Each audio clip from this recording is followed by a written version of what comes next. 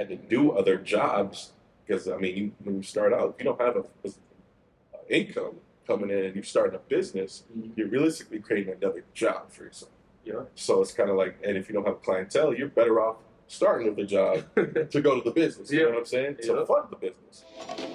All money. Yeah. It's amazing to be alive when want you to die. Mad at every check you deposit. I see it all in their eyes. I'ma stunt harder. I'ma shop more. Black bellboy, Persian rugs at the door. Giving jobs, living like the mob. A scotch and a soda, Anastasia.com. People talking about me, say I got a body. Or are they mad at me that the house got a lobby? Big 4/5 spliff at the boat slip. Tiptoeing through the city, Alvin Ailey with a... Welcome back to Prolific Conversation, man. As always, your boy Trey Green, man. I'm here with my boy Kunle Ayinde, man. What's going on, Doc? Good to have you. Feeling good, man. It's been a while, man, since we've been back, y'all. Thank you for holding it down. We've been off for a month. Some of the team had to go take care of business out west and things like that, but we glad to be back, man. We very excited about this episode, bro. We've been cooking up some things for you, and just let your story be told, bro. And about us at Prolific, man, it's all about the honesty and the truth and just Prolific, the gift that you have, sharing it with the world. We ain't holding nothing in. So, without further ado, man, we got a segment called Beefing, man, and we want to start off with this, man, so we can icebreaker real quick, man. Who really make the best jollof rice? I know you're a Nigerian brother, man. I got a lot of Nigerian friends, so for the record, man, we gotta know. Okay, so if we're gonna do that, we don't say Nigerians. I say that because one, the taste. Okay. Two, not to say they don't do it the right way, but they put peas and carrots and all that extra. Let's put that on the side. Okay. Jollof rice is jollof rice. Okay. You know what I mean? Yeah. So I gotta give it to Niger. Okay. Niger boy. All the way. We just had to get that for the record. But bro, just tell us about yourself, man. Tell us your story, man. We know a little bit about you being a former athlete, things like that, but where you came from and kind of your heritage and things growing up. Okay. For me, my name's Kunle Ayinde, CEO of SweatEquity Performance. We started in North Minneapolis, that's where I was born. Then we moved out just through my dad, just kind of learning the ways of just kind of how to maneuver as an immigrant around, America, essentially, because him, my mom, they pretty much had to work 2, sometimes 3 jobs really just for us to get to that next week of paycheck. I can't say we never had, we were just going to bed starving or anything like that. Not by that means, because they worked hard enough, so we did it. But, you just kind of understand that, we didn't have too much, you know what I'm saying? I was getting hand-me-downs from my brothers. Got 2 older brothers, I was the youngest. So I kind of grew up with them. My oldest brother playing sports. My middle brother, he was like a saxophone player, musician. He wanted to play sports, but, Nigerians and just kind of how the culture, my mom was a little bit against it because he had asthma and whatnot. So there's that. And then going through, we went from North Minneapolis to Brooklyn Park for a little bit. Then my dad got into some entrepreneurial stuff. And from there, we moved to Blaine, and that's kind of where I was growing up, elementary, middle school, high school. And then, so 6th grade, I played basketball, baseball. I actually didn't play football until high school. So that was my last sport I played. And I played in high school. Played running back my freshman year. I remember coming in, didn't really know how to put on pads, nothing. I was late, with my mom, but it was a good experience. Then from there, I kind of started getting my confidence within me just being an athlete. And then my sophomore year, I started playing corner. So it was my first time playing defense. And then from there, from corner, back to offense, went to receiver, playing Marley, Diana, shout out to Marley. Shout out to Marley, that's family. Already. And playing receiver and running back, and then how I got to University of Minnesota, there was Duke, my homie Duke Ganyawu. He was our quarterback. He got offered from Minnesota, but I wasn't really getting recruited like that. So it was I think a couple days, my senior year, a couple days before signing up. I was in AP English, so I got my English teacher got a call, told me I got to go to my high school, the head coach had to go to their office. Middle of the day, I'm like, dang, I didn't do anything, but I called down. So I go down there. Coach Kill's there, who was the former head coach of Gophers. People don't know. Shout out to Coach Kill, Miss Kill, love you guys. He was down there with another recruiting coordinator, and they offered me the preferred walk-on or whatever. I was like, for me, it went from me getting maybe a couple little D2 offers, but I knew in my head, like, I would always say it to me, one of my homies, Oscar, we would always talk about going Division One. I was like, everything, like, before we knew what manifestation was, that's what we were just saying. Just because, like, hey, that's what we just wanted to do. And so we worked through it, and then I finally got the opportunity. So I was like, all right, I'm going to take it and run. So boom, got there. Freshman year, I was a walk-on, of course. Didn't really, because it was my first time really playing safety, all that stuff. So I had to learn all about that stuff. And literally, like, thrown into the Gophers, you get so much different culture. So you're learning from so many different people. So you're kind of still finding who you are too. You know, people had that little tidbit that, oh yeah, Minnesota people can't play football. It's not real football. You know, you hear that from other people and stuff like that. So I kind of took that, like, and kind of like, it was a little chip on my shoulder, you know, for me. And being a walk-on, and then just hearing different things, like people saying I wouldn't play and different things like that. And I just kind of kept it to myself. But it was just like something I knew that, like, okay, if all these people are saying these things about you and you don't believe the truth, you gotta do something to change the perception. So I would just go. So I remember summer of my freshman year, I'd work out every day by myself for like 2-3 hours on the field every single day. Like after 2 a day, whatever we did, I was by myself every day just working. And then that kind of just built the habit of just me getting confidence and doing what I was doing. And then just through the years, learning from like great leaders. Because I mean, when I was first there, my freshman year, we had that class of DBs. Honestly, I think about 6 or 7 either touched the NFL, played in the NFL, got trials, whatever the case may be. So I was learning from some of the top guys. So it's just like, if I can learn from them, I'm going to get better. And then being on the scout team, you're going against the number 1 offense. So in my mind, I'm like, okay, if I can guard the number 1 guy, why can't I play? So then I finally got my opportunity. A couple people got injured, got my opportunity. And then from there, started 2.5 years.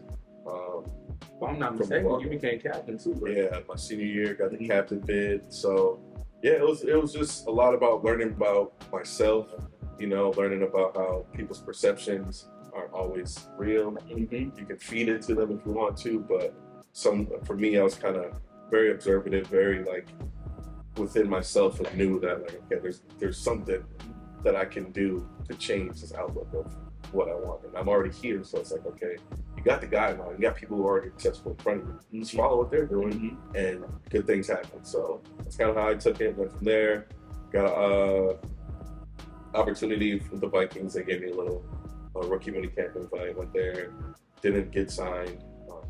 After that, went like another year of like trying, you know, just keeping the dream alive. Then from there, I mean, you kind of go through after, you know, to that transition, you know what I'm saying? You're fighting so hard from being a walk-on. Didn't mention that I walked on and earned a scholarship at the U. So from being a walk-on, yeah, appreciate you. From being a walk-on to starting to get an opportunity to maybe play in the NFL was like, I was at the peak, you know what I'm saying? Early, 21, 22. And then you don't get an opportunity, and you know, CFL was reaching out to me, but it just didn't really feel like it was kind of like the same thing with the D1 thing. My mind was stuck on that. So it's kind of like, if I was going to go there, I'm not going to beat my body up to get $60,000. I can put mind to do that. You know what I'm saying? So that's why I kind of transitioned to business, but it wasn't like a smooth transition. It was like a year of me just kind of like really learning who I was. Like I went to seminars, you know what I'm saying, a lot of personal development to really find out there. Why is it I do the things I do?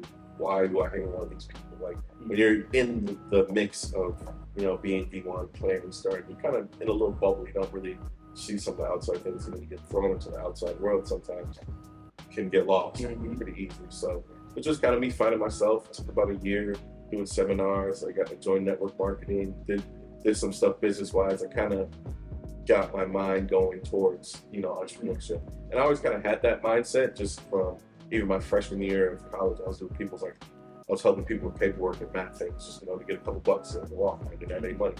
And then even in high school, to the entrepreneurship class. So I've had the kind of whereabout, but I didn't really know what it was. You know, in high school, you take an entrepreneurship class, you don't really pay attention.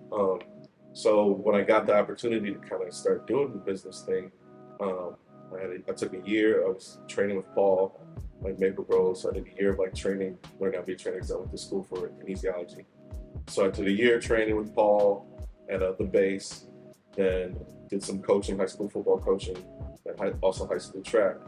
And then through that mix, I was kind of building my clientele in terms of like different clients that I could use with training. So through that, I was working also with Mark Ellis, who's a guy who trained a lot of NFL guys. Shout out to the OG, taught me a lot about the game. So I learned a lot of protocols and different things with him just through his training. And then from there, he was the one who kind of encouraged us to like start businesses. Because there was a couple of us, me, the Marions, TJ already had his, shout out TNT Academy. They already had some of his business in line, but it was for me, it was kind of me starting my thing. And then through that process of personal development, I kept hearing this phrase, SweatEquity, but it was related towards real estate. Like it was like pretty much doing the work that people don't see that really doesn't account to like dollars in the front end, like, you know, going in and cleaning up and throwing the couch away or something like that, replacement. You know, people don't see that, but in the back end, that's what's building equity in the real estate or in the crib. You know what I'm saying? It's the hard work that people don't really see, but it gets money in the back end. So I'm like, hey, that kind of relates to, you know, sports and athletes, you know, the grind of putting time and effort. I'm like, okay, cool. And then it's kind of like a marketing thing. I would always see people doing, you know, people work out, get the flex, you do the little selfie and take the gratification picture. So I'm like, all right, let me brand that. SweatEquity lines with that. Boom. So I started doing it. Started taking the picture. And then back when I was working with Paul was like, hey man, you should put that on a shirt or something. I'm like, I never really thought about it, but I'm like, it's a good idea, you know what I'm saying? You kind of put it in the back of your head. And one time I was walking downtown, somebody was just like, hey, Mr. SweatEquity. And I was like, I might have something, you know what I'm saying? So from there, I would start training people more, building my clientele. And then my homie David Hicks is like one of my business partners, kind of helped me. He's the one who introduced me to his cousin, showed me pretty much how to like heat press and do things with like clothes and garments. And then from there, I saw her do it, researched up the machine. Next week I bought the machine. I just started, you know, pressing some stuff out. Just I was like, I'm just gonna fail my way through it. I didn't do no YouTube research. I was just kind of like, screw it. We're just gonna sit in this office and I'm gonna figure out how to heat press and do all that. So through that process, started making sweatshirts. I started with sweatshirts and t-shirts. But really sweatshirts at the first because it was winter time. And what year was it? I started the business 2019 in October, and then I didn't start making clothes until the following 2020, like March. See, we in 2021, and I rave about how quickly success. And I'm proud. I see it when it first came out into where you are now. It's like, man, the wave.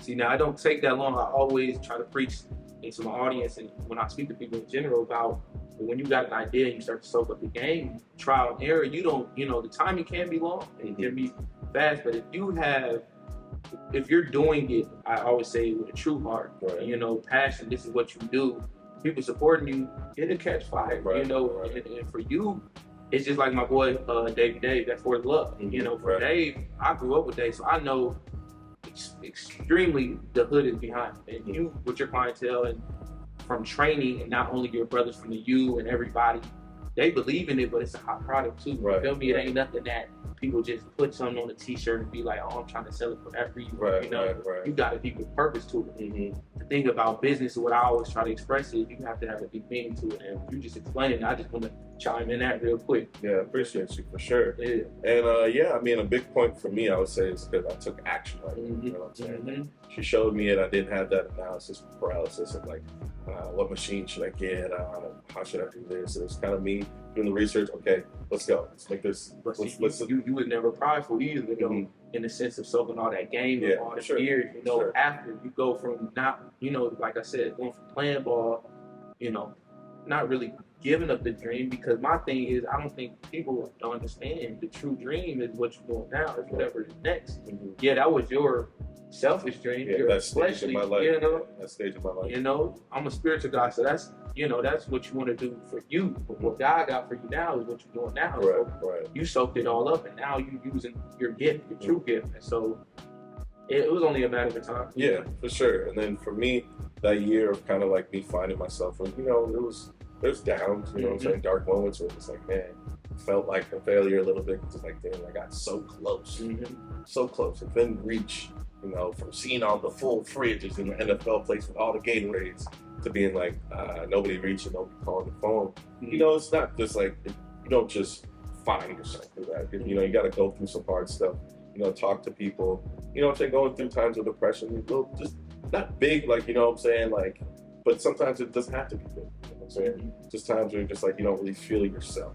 Did you? And oh my bad. Go attention. no, I mean, it was just like I didn't feel myself. So it was just kind of like, for me, I just knew I can't sit around and sulk. Mm-hmm. That's just not me. That's not where I'm from. That's not how I'm raised. Seeing my parents work this hard to just sit around and sulk, it's not really like my MO. So I was just kind of like, all right, let's dig myself out. So yeah, that year of just me really like going to a seminar, to taking personal development serious and taking education out of being forced. You know what I'm saying? Like when you're in school, you're forced to learn this, you're forced to do that because you gotta make a way to go to school, get good grades, get a good job. You know what I'm saying? But after you get out of school, the self-education is like the biggest. That's where you get your money. That's when you add value to yourself to add value to others. So taking that kind of serious kind of naturally attracted other things to myself. You know what I'm saying? Just because I took myself more serious. Outside of being in sports, I took relationships, networking, you know what I'm saying, finance, different things more serious, and you know, just attracted things to me, you know. But when you started off, you didn't see yourself counting dollars. You see yourself seeing the deeper purpose. I think the meaning of what my brand was with the SweatEquity performance, I couldn't really see the dollar right away, you know, because it's just like the method is hard work to get the stuff in the back end anyway. So it's like I wasn't really doing it for the gratification right now, you know what I'm saying? And then I had to do other jobs because, I mean, when you start out, you don't have a income coming in and you're starting a business, you're realistically creating another job for yourself. Yeah. So it's kind of like, and if you don't have clientele, you're better off starting with a job to go to the business, you know what I'm saying? To fund the business. So I had to get odd jobs like coaching, you know, I work at the Renaissance Festival, frying stuff, you know, different hustles just to kind of stay afloat within this time, you know, and it definitely helped, and it definitely taught me a lot about as fast as money can come, it can go, you know what I'm saying? If you don't budget, if you don't know where money is going, it can get a lot. Everybody's gonna get an influx of money at some time in their life. But if you don't know how to budget, it's like everyone wants $1 million, okay? If you don't know about finance, you don't know how money works, and you get $1 million, what are you gonna do with the $1 million that's gonna make that last 10 years? Can you make it last 5 years? Because when you get the $1 million, now you're gonna start flexing, oh, here's this, I gotta uplift this lifestyle. But if you have no consistent means or development within yourself with finance, personal development, and your own ego, that $1 million is going to zero real fast. I think that's a good point that you go into too, because you had the you know, although you know you walked on and you earned a scholarship and got a captain, but you got to see kind of that in college, being in the Big Ten. You feel me? You didn't have to really, like for some people, they come out of college, if they don't play sports, they're still trying to flex. Trying to find it. Well, you got it right away. Like, okay, I know what it is. And then you see these dudes coming and going, and you know a lot of dudes that went to the league and was only in there for a year and a half, maybe one mini camp, you know. So you knew what the money was. And so I just wanted to stir right into, you know, you talked about values and stuff like that, you know, and talked about the level up in the rocky time. But when was it like, you know, I know you said when you got the machine, you was like, we on it. But when really did you know this was it? Like SweatEquity was it? Like, was it a changing moment of the merch, or was it, you know, was it some point down the line where you was like, it's really taking off now? I think for me, just going through high school and different things like that, I had solid mentors and people that would look out for me. So I knew I always wanted to be that kind of like person for people, whether it be walk-ons, Africa, whatever the case may be, whatever. We all go through stuff. So I wanted to kind of be that for whatever I did in life. So I knew kind of that about myself just because I had solid mentors. And then just going through, I know I wanted to stay close to sports because that's something I was pretty passionate about too. So I think just getting the opportunity when maybe no one was really necessarily looking for me to get that opportunity, and Rock, even like guy like Rock, where I'm on motion, he gave the opportunity. I think just keep getting those opportunities in line with what I'm doing, and you know, becoming some opportunities coming bigger, smaller, whatever the case may be. But the fact that it was like something just keep knocking on the door, like, hey, this might be. Why run away and go the other way when something's knocking next door like that? And it's in line with what I want to do. So I think just seeing the fact that I kept getting an opportunity, seeing somehow you can kind of just when I was coaching, just relate to kids and seeing how they kind of take heed when they see somebody who has some kind of success and they want to reach to that level of success.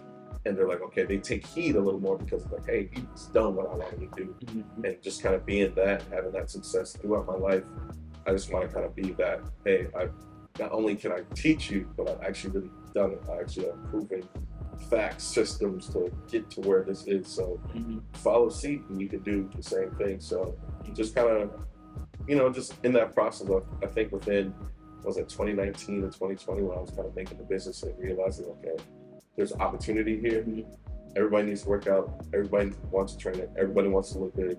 Okay, there's money in that. And not only is there money in that, there's value in helping others to do it. So I think just kind of realizing that, taking a step back and realize, okay, we're not only doing it for money, we can actually really help people. Like, really change people's lives and how they think about themselves. So I think that's when I kind of realized, hey, there's a big opportunity to go full-fledged.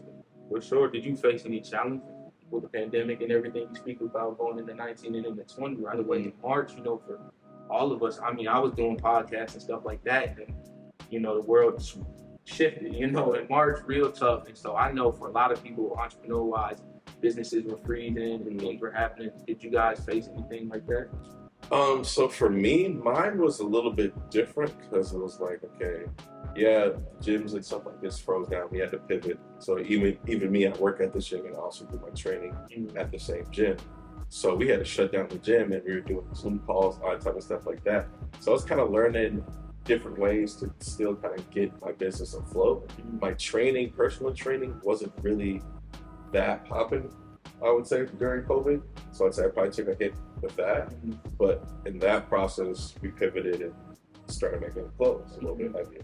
Everybody's at home. Everybody wants to sit on their phone, get government checks. They're clicking away and buying stuff. So I'm like, hey, it's a perfect way to go e-commerce, pivot. And it's not like I thought about it like that, but it's just kind of how the cookie crumbled in that sense. So that's when my clothing stuff started to kind of pick up. It was the start when I was learning in the process of COVID, like how to do clothes, which ways to put stuff on clothes, blends of clothes, and different things like that. So during COVID, that's when I kind of pivoted a little bit, and it kind of was to a benefit because it was able for me to, boost my brand and get brand awareness out there. So, I mean, there was hard times, that personal training kind of went to very slim, but, all businesses have to learn how to pivot. Going into it, what we talk about is just leveraging and everything like that. But how do you see how you apply the football grind to the business grind, and how does that balance each other? Is there equal? Is it the same? Is it different?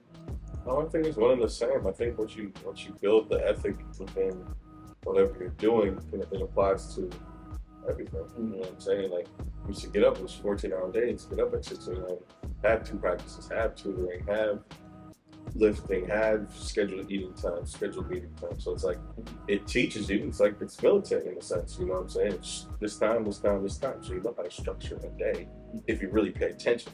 If you're just going about the motions, kind of like being in it. I know some guys that are destined to go to NFL, freak athletes, they're not really paying attention to all that all the time. But there's some people who might not get that much of an opportunity, so they're kind of paying attention. Like, even for me, some of my lifting stuff, I'm still going back to some of the strength coaches from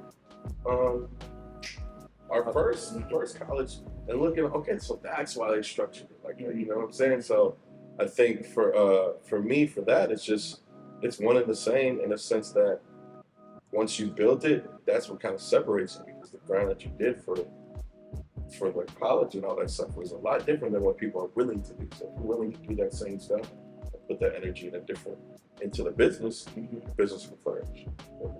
Man, we talk about being from the city, man. How do you view like black business here? Is it a thing in just all ages, not just our age and generation, but like, is it something that you feel is on the rise and growing, just in spite of what we've been through socially? I think with our cell phones and the landscape of social media and different things like that, it's definitely very easier penetration to be an entrepreneur, be this, that, and the third. So I think that aspect, it's growing just because the cost to be an entrepreneur is not as much as it was back in the day, you know what I'm saying? To get those ads, get in front of people, you can post stuff up for social media. You got a good following. You create a business. You already got a foundation already. If you got a good following on social media. So I think for that, like, it's growing. I think, like we were talking about earlier, the collaboration thing, and sometimes people feel like that if I win, you can't win. You know what I'm saying? Mm-hmm. But sometimes if I'm winning, I might be able to show you a couple jewels to kick your business going. So I think it's just being around the right people. And even for me, I was reaching out to people. You know, some people answered, some people didn't. Some people gave me good advice, some people didn't. So I think it's a dynamic of, yes, it's always good to have people who are willing to help you and other Black people. That's lovely. But you also too got to realize too, they're not entitled. Mm-hmm. So it's like, if that person didn't give you the help that you were expecting, oh well. If you're true to what you believe in, what your business is, on to the next person. The next person might give you better advice, or the person on the street might give you better advice. But if you're true to what you're doing and you believe in it, somebody's gonna catch on. You're gonna attract the right people to, you know, collab, do whatever you need to do. But not everybody's gonna. At first, not everybody's gonna be with you until they start seeing stuff. So there's a fair share of people that'll help you out the gate, just if you build that relationship with them. But that's why relationships are heavier than the transaction, because if you got a good relationship, transactions are actually going to happen because of adding value to each other. You know what I'm saying? So I think you can't expect people to help you, but if you add value to them, in turn, hopefully they'll add value to whatever it is that you want. Mm-hmm. Talk about value and the value you value. My thing is, with me, I at first, you know, I took the approach of, you know, I'm taking the grind, I ain't drinking, I ain't doing extracurriculars, I ain't doing nothing, like, I ain't partying too much. And then when I realized, you know, I ain't go crazy, but how do you balance like the social life aspect? How do you see that? Because we could be work, and you know it's a tip. If you doing too much of this, not getting enough of that, or if you're doing too much of that, and that's gonna make the business go down. But how do you take that aspect of social life? Because I think it is, I ain't gonna say it's necessary, but it's needed in some ways. Mm-hmm, sure, sure. For me, when I was first starting the brand, I kind of had to be out in the scene a little bit more because I was trying to get my brand out there. So there was a balance, because during the week, you know, I'm working, but on the weekend, I'm showing my clothes and trying to deliver stuff to people. So I had to be outside a little bit more just to get that brand out there. And I think through college, I kind of was learning that there's a tipping scale to, you know, partying, doing all this stuff, and then actually focusing on what it is you truly want to do. So I think for me, it goes back to that year of, you know, kind of learning yourself. You gotta learn who you are, or it's easy to get lost in other people's thoughts, values, opinions, and all that stuff. So I think for anyone to find that balance, you gotta truly learn who you are and why you do some of the things you do, and the meaning and value and the morals that you have. Because if you don't have any morals and you're out here just kind of surviving and reacting to everything, it's easy to feel lost all the time, because you're waking up with no plan. Your days aren't planned at all. So if something happens, oh, now I'm on social media talking about this stuff that doesn't really mean anything. Mm-hmm. So I think you being who you are, you have to find out who you are as a person, stand on that, and then as you go through life, go through business, whatever the case may be, that you have to find out what works for you.